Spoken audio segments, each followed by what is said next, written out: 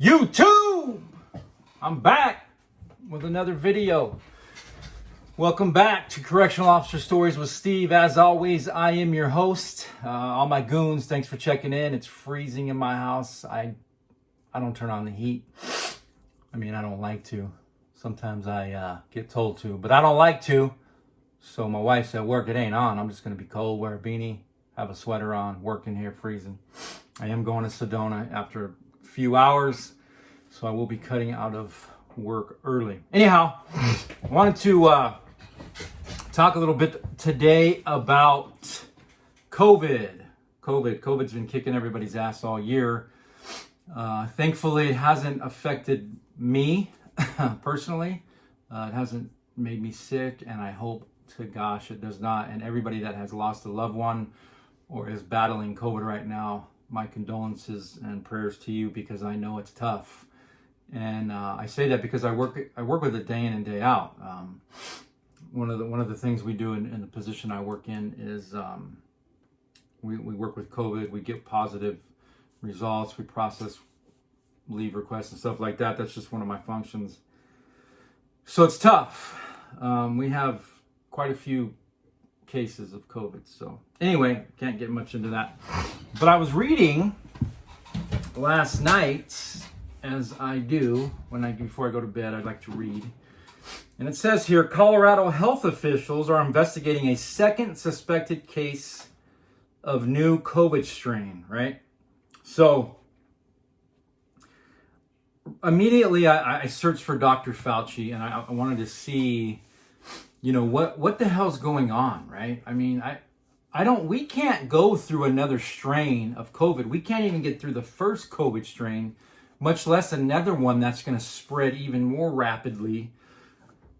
It's going to disintegrate this fucking country. Excuse my language, but it says Colorado health officials said Wednesday it's a potential second case of a more infectious strain of COVID-19.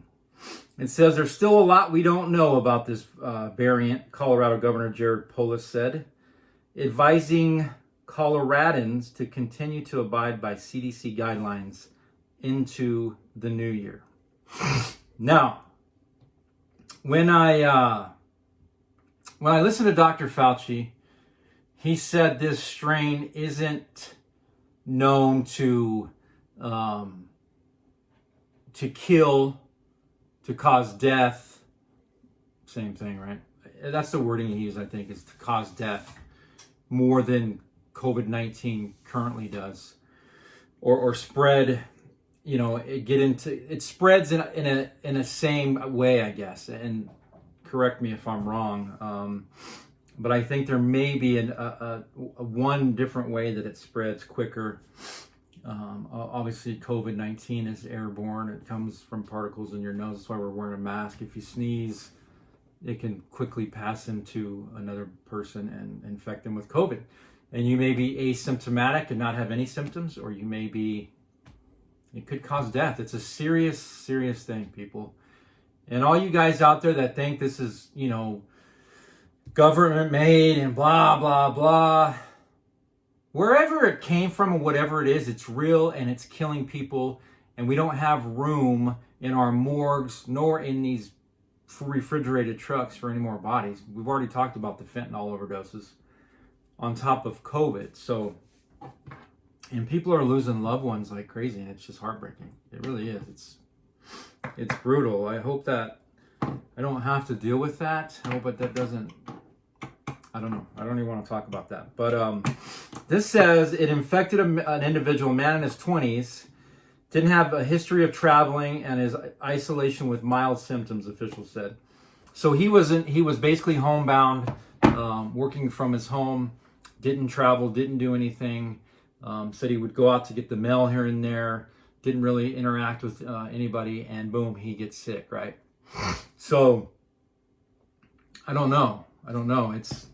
It's just strange. Now, I will agree that the government withholds information too long, but it's the government, right? I work for the government, so you just never know. This is a second linked contagious COVID-19 strain. As we know, there's several different strains of COVID. COVID's been around for a long time. Just this COVID-19 is new.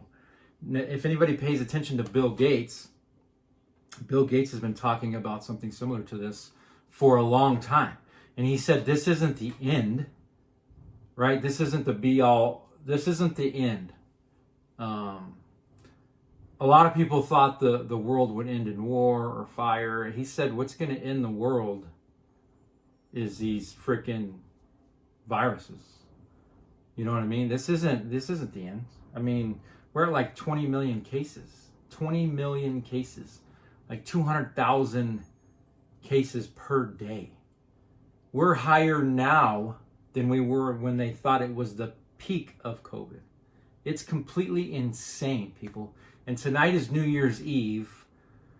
Don't go out there and be mixing and hanging out and, partying and whatever. Stay in, because you're going to be bitching and moaning when you're in the hospital, sicker than shit, and you may be on a damn respirator, and it's just kicking your ass, and you're complaining. And why? Because you were out there partying, mingling, bumping fists, hugging, and doing all the shit that you're not supposed to do.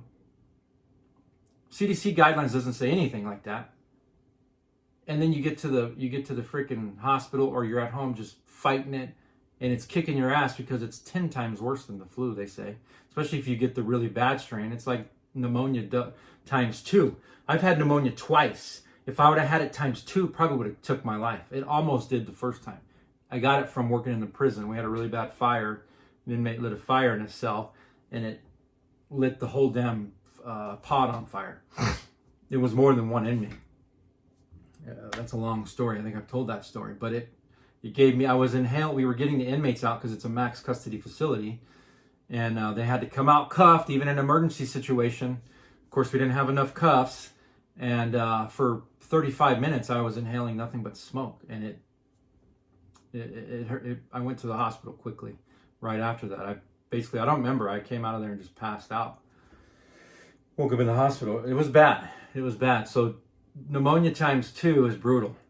But just be safe out there, folks. I mean, is it worth putting yourself in danger? That's almost just like talking about fentanyl. You just purposely put yourself in danger to catch a virus that's just going to kick your ass. And it's been killing people left and right, and families are just struggling because they've lost loved ones. I'm going to tell you what, if I were to lose my wife or my brother or my sister or my mom, any of my family, it would destroy me. It would absolutely destroy me, or any of my friends.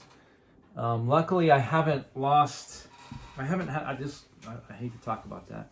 But as I said, for the people that are watching me that have had to struggle through that, prayers to you, because I know it's damn tough from a virus that takes a loved one that was just completely unexpected. So just follow the CDC guideline. It's simple. Google CDC guideline, it'll come up. If you can't find it, reach out to me. I'll shoot it right to you. I have all kinds of guidelines, and I'll send it to you. And you can read it. Now, of course, I'm not perfect. I have to go to the store and get goods and, shop for groceries. But I am very cautious of what time I go. I usually go very early in the morning or really late at night. I do not go at the busy times of the day. I try to get in there when nobody's in there. I try to take caution. I'm a germaphobe anyway. I'm constantly using hand sanitizer, which probably isn't the best because it takes away the good germs also. But, I know people that work in the hospital. As I said, I deal with COVID on a day-to-day basis. And I'm directly involved. So it's just tough. It's a tough time right now. We're headed into 2021 tomorrow, January 1. It's a tough time, I worry about a lot of people, but I worry about my 101, my wife, in particular. She's going to be 50 this year in March. As a matter of fact, we have the same birthday. I just happen to be younger and better looking. Not that much younger. But yeah, she's going to be 50 this year. And she's got some underlying health issues. But I wouldn't want to go through that. Just like, if it were to infect me and I were to, I were to just check out. It's not good, people. I just don't know. And Johnny O, I did see your video, brother. Condolences to you, man. I did see that your buddy passed away from the fentanyl overdose. So definitely condolences to you, brother. You are good man. Very, very honest man. Super, super high integrity. People, as I said, go check out the Angry INFJ, aka Johnny O. Go check him out if you haven't already. Hit that subscribe button, share his content, comment on it. What the hell you waiting on? Damn. You know what I mean? Just go do it. No, I'm kidding, but I'm not. I'm going to have him on the channel, so Johnny O, if you're watching this, I'm probably going to reach out to you today, see if we can set something up for Sunday to either come on your channel or my channel. Does whatever you want to do, brother. It's up to you. Maybe we can just quickly discuss a topic, and then we can just chat. You always have a mind that just expands, so I'd love to pick your brain. Anyway, but yeah, peeps, thanks for tuning in. All my goons, I know you're looking for some corrections,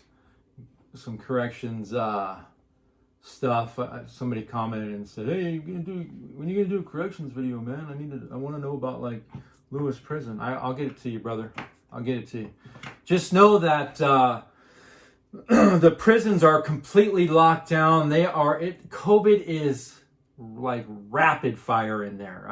Lewis Prison is off the chain. Yuma Complex, Safford, Perryville, Winslow, Douglas, Tucson. There's 10 state prison facilities in Arizona. 10. That's not counting federal, county jails. And they're all just infested with COVID. Just imagine. I mean, Perryville is the women's facility, and it's built outside. I mean, the cells are inside. But if you can imagine, you don't walk into a building and then you go into another door and there's pods. It's outside. So as soon as they come out their door, they're outside. But it's contained. You're in these men's facilities. You're in like a super contained environment. There's already nasty shit all over the place. You have inmates and staff cleaning, but they just imagine it. Officers are sick, inmates are sick, the healthcare sucks in prison. Any of you guys that have ever been locked up or worked in the facility, there's no way you don't agree with me. The healthcare is absolute shit. It's awful. And for those of you that work in healthcare in the prison system, I'm sorry, but it sucks. It does. It's not good at all. Any type of medication you can get into, the formulary they have is shit. Where they prescribe different prescription medications off there because the state's cheap and they don't want to give you the shit that will actually work. I don't know. It's just my opinion and my perspective. So anyway, I really appreciate you guys tuning into my stuff. My last couple videos, if anybody knows about monetization, so my channel's been monetized for a while, and I don't kick out videos just to be monetized, but I don't mind getting a kickback from YouTube here and there. Why not, right? My question is, the last 3 videos I did were on fentanyl, and the little dollar sign is yellow. It doesn't turn green when I go to monetize the video. Is that because I'm talking about fentanyl, or because I used a thumbnail that was maybe copyrighted? I don't know. I don't usually run into that problem because I don't really pay attention, nor have I been on YouTube much.